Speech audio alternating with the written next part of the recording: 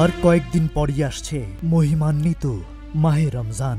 এই সময় নতুন উদ্যমে ইবাদতে মশগুল হবে ধর্মপ্রাণ মুসলমান। রোজা, নামাজ আর তারাবিতে মন দিবে বিশ্ব মুসলিম। তারাবির নামাজ রমজানের প্রাণ। রমজান জুড়ে মুসলমান ২০ রাকাত তারাবিতে খতম করে পবিত্র কুরআন। তারাবির রাকাত সংখ্যা শরীয়তের বিশুদ্ধ দলিল দ্বারা প্রমাণিত। গ্রহণযোগ্য সূত্র বলছে, রাসূলুল্লাহ সাল্লাল্লাহু আলাইহি ওয়াসাল্লাম সাহাবায়ে কেরামকে নিয়ে ২০ রাকাত তারাবি পড়েছেন। সব সাহাবীর আমলও একই রকম ছিল, তবে এখন এ নিয়ে বিতর্ক ও বিভক্তি চলমান। তবে এরই মধ্যে এলো ভিন্ন খবর। মুসলিম বিশ্বের পবিত্র দুই মসজিদ মক্কার মসজিদুল হারাম ও মদিনার মসজিদে নববীতে এবার রমজানে ১০ রাকাত তারাবির নামাজ অনুষ্ঠিত হবে।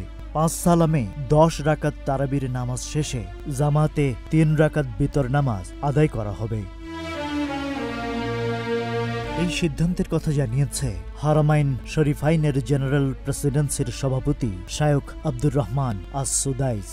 কর্তৃপক্ষ জানিয়েছে, এবার রমজানে ৫ সালামে ১০ রাকাত তারাবির নামাজ আদায় করা হবে। আগের বছরগুলোতে করোনার কারণে তারাবির রাকাত সংখ্যা কমানো হয়েছিল, তবে ২০২৫ সালে এই সিদ্ধান্ত বহাল থাকলেও এর নির্দিষ্ট কারণ জানানো হয়নি। ১০ রাকাত তারাবির পর ৩ রাকাত বিতর নামাজও পড়া হবে বলেও ঘোষণা দেয়া হয়েছে।